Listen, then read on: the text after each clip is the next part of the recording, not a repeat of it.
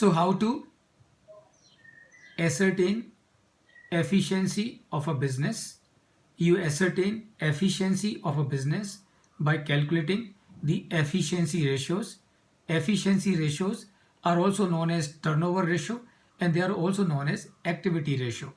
Why they are known as turnover ratio? Because whenever you are calculating efficiency ratios, you are going to use the turnover of that business or sales of that business. They are also used known as activity ratio because turnover is nothing but an activity of a business, and that is the reason why they're also known as activity ratio. So in this case, this example that we are discussing, company A is doing much better than company B. Remember, even though the turnover of company B is 2000, double of company A, assets are also 3 times of company A in case of company B, but the turnover ratio of company A is 10 and the turnover ratio of company B is 6.67.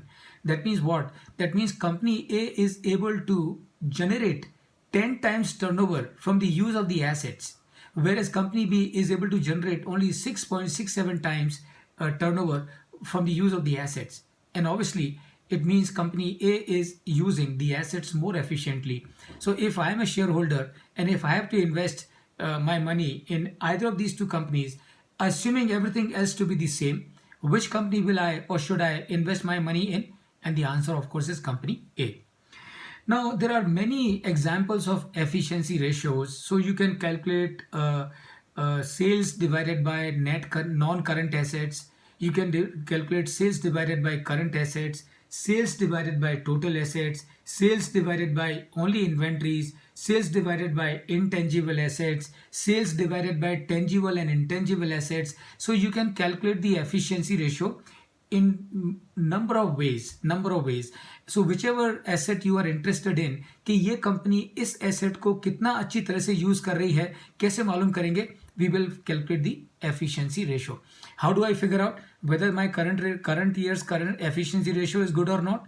Remember the same thing. Number 1, compare with your competitor. Number 2, compare with the industry norms. Number 3, compare with your last year's number. Number 4, compare with your budget.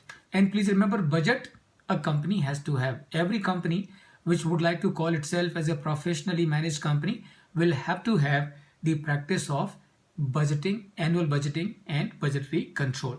So this is your fourth factor in doing the financial statement analysis of all the companies across the globe, across the industries, across the geographies, to find out as to how are they doing with respect to so many things.